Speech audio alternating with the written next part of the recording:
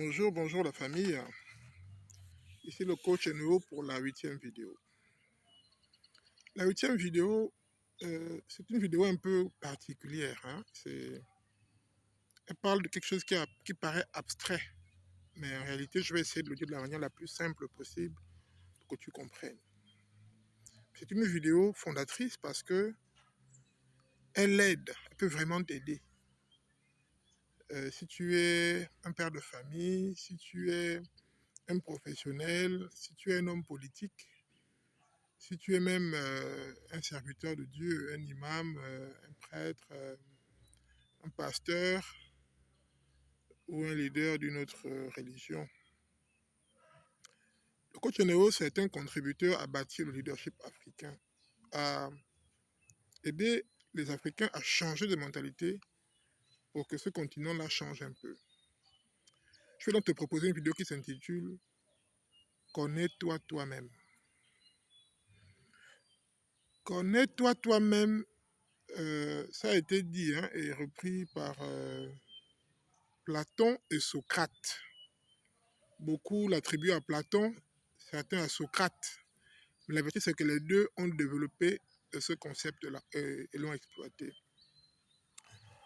Alors, connais toi-même, c'est une invitation à se détacher de la personne que l'on pense être.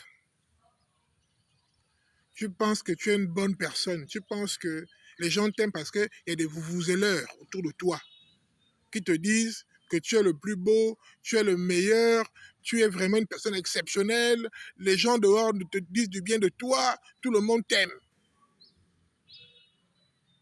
Tu es un grand DG, non vraiment déjà à part toi, on n'a jamais vu un DG comme ça, oh, monsieur le président de la République, vraiment le peuple est derrière vous, monsieur le député, le sénateur, SG, voilà.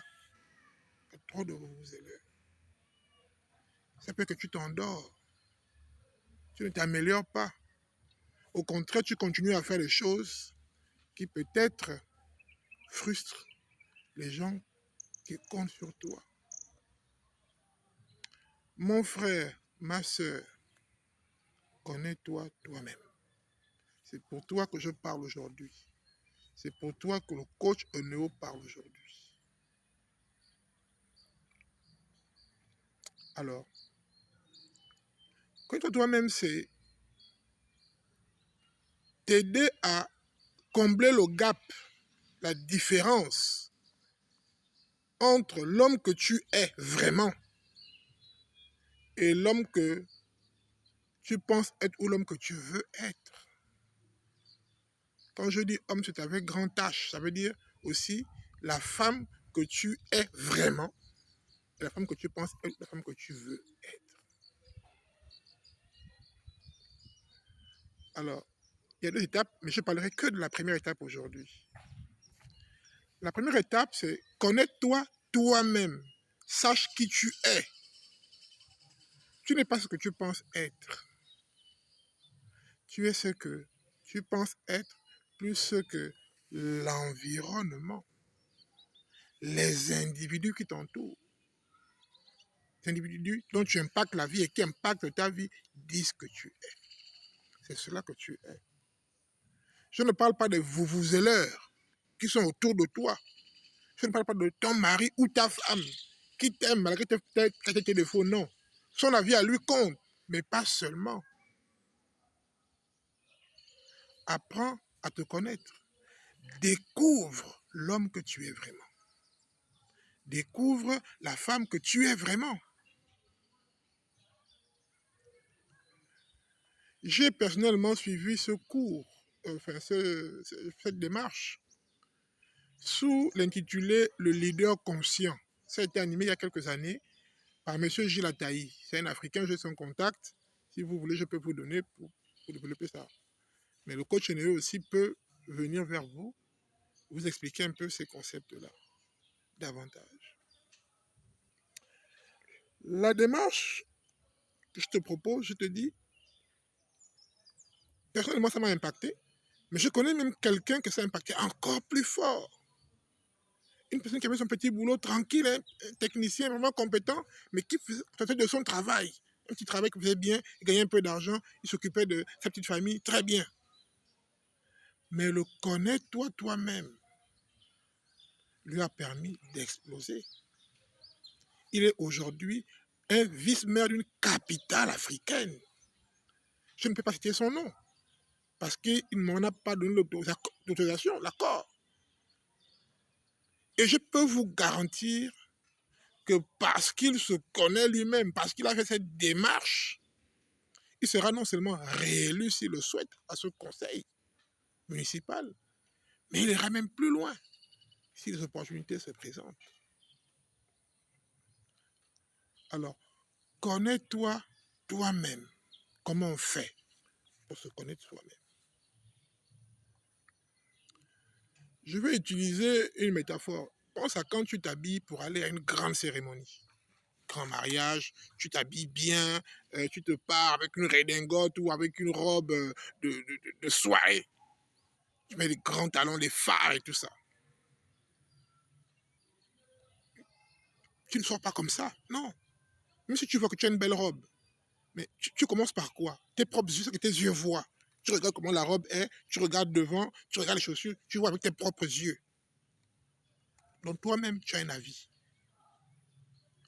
Quand toi-même, tu commences par prendre d'abord 5 ou 6 critères pour t'évaluer toi-même. Je te conseille, comme critère, la vision, l'intégrité, la compétence, l'empathie, l'équité et la manière de communiquer. Prends ces 6 critères et applique-les à la manière dont tu fais quand tu t'habilles pour aller à une cérémonie. Tes propres yeux. Toi-même, tu te notes sur 10. Quelle est ma note sur 10? Sur la vision. Quelle est ma note sur 10? Sur l'intégrité. Quelle est ma note sur 10? Sur la compétence. Quelle est ma note sur 10? Sur l'empathie. Quelle est ma note sur 10? Sur la manière de communiquer, de parler aux gens. Quelle est ma note sur 10? Sur l'équité. Est-ce que je suis juste ou pas? Donne toi-même une note sur 10. Ce que tes propres yeux voient. Ta robe, ton costume, tes chaussures.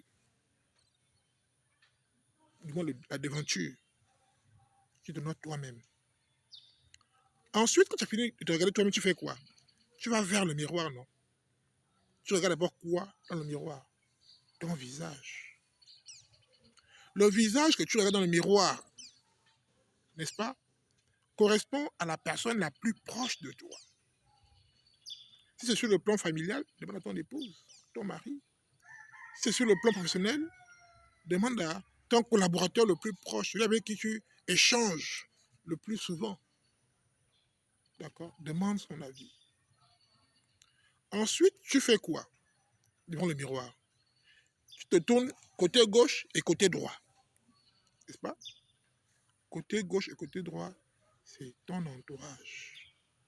Ce n'est pas une personne, c'est 2, 3, 4, 5 personnes. Ton entourage, des gens avec qui tu vis au quotidien. N'est-ce pas? Ce n'est pas les plus proches nécessairement de toi, mais c'est les gens avec qui tu échanges. Si c'est des collègues de travail, imagine les gens qui sont au même niveau que toi. C'est dans un service de 4, 5, demande-leur leur avis. Ceux qui sont au même niveau que toi. Après, tu fais quoi? Après, tu essaies de te retourner, non? Tu montes le dos au miroir et tu tournes la tête pour voir ce que le miroir reflète de ton dos. Parce que sans le miroir, tu es incapable de voir le dos. Et tu tournes la tête pour voir ce que le miroir reflète. La tête que tu tournes là, pour regarder dans le miroir, représente ton chef, représente ton père, ton grand frère, ton supérieur hiérarchique. Demande son avis. Demande-lui de te noter. Demande-lui de te dire qui tu es selon lui sur les 5-6 critères là que je t'ai proposé tout à l'heure. Il te note sur 10. Maintenant que tu as fini de te regarder dans le miroir, qu'est-ce que tu fais? Tu te détaches du miroir. Et tu appelles une personne extérieure, non? N'est-ce pas? Pour dire, oh, regarde un peu si tout va bien. Parce que même devant le miroir, tu n'as pas tout vu. Il y a encore de petits angles que le miroir ne t'a pas montré. Cette personne à qui tu demandes l'avis au-delà du miroir, c'est en fait des personnes avec qui tu vis, mais vous n'avez pas nécessairement des interactions fortes tous les jours. Mais quand même, elles te voient de temps en temps. Elles ont une idée sur toi. elles peuvent te dire de manière détachée, sans aucun intérêt à te mentir, elles vont te dire ce qu'elles pensent de toi. Sur les critères que tu as choisis, elles te donnent une note sur 10. Quand tu as fait le tour, tu t'es noté toi-même. La personne la plus proche de toi t'a noté. Les personnes de ton service ou si c'est la famille, les cousins, les cousines, les oncles, t'ont noté. D'accord? Et puis, des personnes qui sont un peu plus détachées de toi également, t'ont noté. Ton chef, ton père ou ton aîné t'a noté. D'accord? Là, tu as ce qu'on appelle une vue 360 degrés. Tu as fait les contours. Tu as fait le tour. Tu as les notes de tout ce monde-là. Fais la moyenne sur chacun des critères. Et le résultat qui sort, mon frère, ma soeur, détermine qui tu es. La note qu'on te donne, qui sort de là, détermine qui tu es. On appelle ça une vue de 360 degrés. Voilà qui tu es.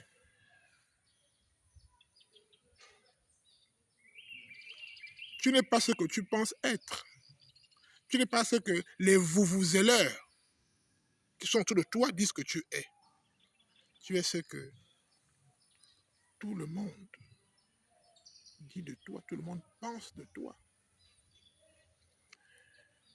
Dernier conseil, quand tu demandes à ton ami de t'évaluer, quand tu demandes à tes collaborateurs d'évaluer, à tes proches de t'évaluer, mon frère, ma soeur, demande-lui de t'évaluer comme un miroir et non pas comme les applications FaceApp d'aujourd'hui.